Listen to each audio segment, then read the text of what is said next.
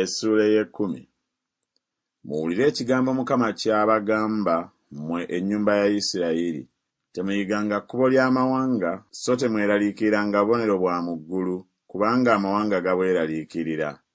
Kubanga empisa ez'amawanga teziriiko kye zigasa, kubanga wabaawo omu atema omuti mu kibira, omulimu ogw'emikono gy'omukozi n'embazzi.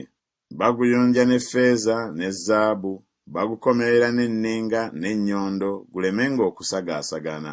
Bifaanana olukoma oluliko enjola, so tebyogera. Tebirema kusitulibwa, kubanga tebiyinza kutambula. Temubityanga, kubanga tebiyinza kukola bubi, so n'okukola obulungi tekuli mu byo. Tewali afaanana ggwe, Ayi Mukama, ggwe mukulu n'erinnya lyo kkulu mu buyinza. Ani atandikutidde, Ayi Kabaka w'amawanga, kubanga kukugwanira ggwe.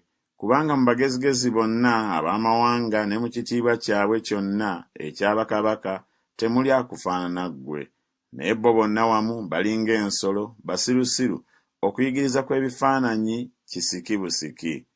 Waliwo ffeeza eyaweesebwa okuba ey'empewere eyaggyibwa e Talusiisi, ne zaabu eyava e Yufazi, omulimu ogwa ffundi n'ogw'emikono gy'omuweesi wa zaabu, kaniiki n'olugoye olw'effulungu okuba ebyambalo byabyo, byonna mulimu gw'abasajja abakabakaba.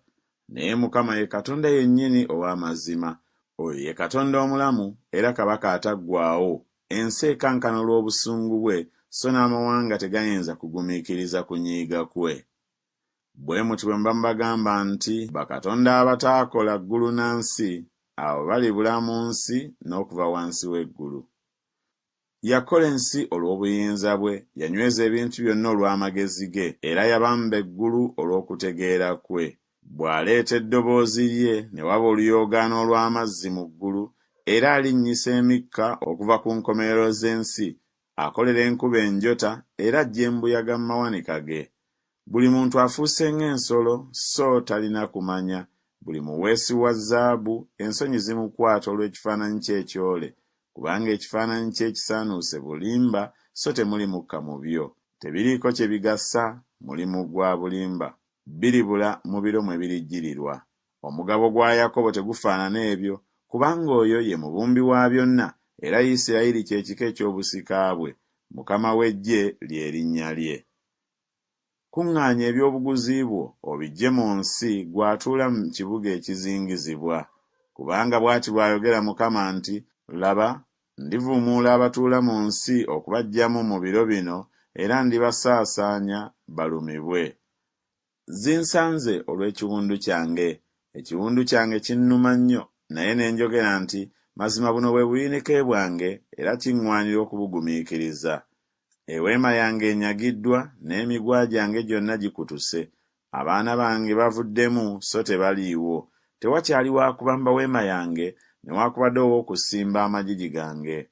Kubanga abasumba bafuuse ng'ensolo, so tebabuuzizza Mukama, kibavudde balema okulaba omukisa, n'embuzi zaabwe zonna zisaasaanye. Eddoboozi ery'ekigambo kye babuulira, laba, lijja, n'okusasamala okunene okuva mu nsi ey'obukiiko bwa kkono, okufuula ebibuga bya Yuda amatongo, ekisulo eky'ebibe. Ayi Mukama, mmanyi ng'ekkubo ery'omuntu teriri mu ye yennyini, tekiri mu muntu atambula okuluŋŋamyanga ebigere bye. Ayi Mukama, ombuulire, naye mpola, si lwa busungu bwo oleme okunzikiriza. Fukira ddala ekiruyi kyo ku b'amawanga abatakumanyi, ne ku bika ebitakoowoola linnya lyo, kubanga balidde Yakobo, weewaawo bamulidde, bamumazeewo, bazisizza ekifo kye mwabeera.